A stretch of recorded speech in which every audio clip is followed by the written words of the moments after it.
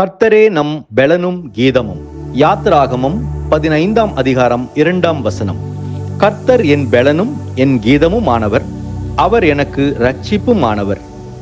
அன்பான சகோதர சகோதரிகளே, செங்கடலை கடந்த பிறகு இஸ்ரேலர்கள் பாடிய இந்த வெற்றி பாடல் ஒரு கிறிஸ்தவ விசுவாசியின் முழுமையான சார்பை வெளிப்படுத்துகிறது. பாவம் மற்றும் மரணத்தின் அடிமைத்தனத்திலிருந்து நாம் நம்முடைய சொந்த பலத்தால் மீண்டு வர முடியாது.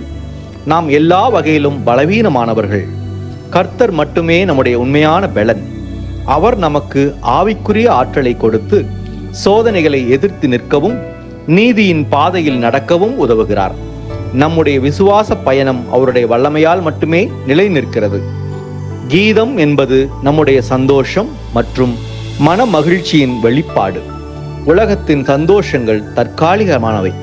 ஆனால் நம்முடைய கீதம் கர்த்தராக இருக்கிறார் என்றால் நம்முடைய மகிழ்ச்சி மாறாதது.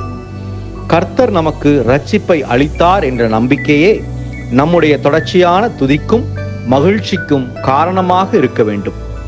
நாம் உபத்திரவத்தில் இருக்கும் போது கூட அவருடைய ராஜ்யத்தின் நிச்சயமே நம்முடைய இருதயத்தில் பாடலை தருகிறது. இரட்சிப்பு என்பது செங்கடலில் இஸ்ரேலர்கள் பெற்ற தற்காலிக விடுதலையை விட அதிகம். இது கிறிஸ்துவின் மூலமாக பாவம் மற்றும் மரணத்திலிருந்து கிடைக்கும் நித்திய விடுதலைக்கான நம்பிக்கையாகும். அன்பானவர்களே, கர்த்தர் நமக்காக செய்ததையும் செய்ய போவதையும் எண்ணி அவரை நம்முடைய பலனாகவும் கீதமாகவும் நித்திய இரட்சிப்பாகவும் ஏற்றுக்கொண்டு தொடர்ந்து மகிழ்ந்து நடப்போம். மீண்டும் ஒரு வசனத்தின் ஆழமான சத்திய விளக்கத்தோடு நாளை சந்திப்போம்.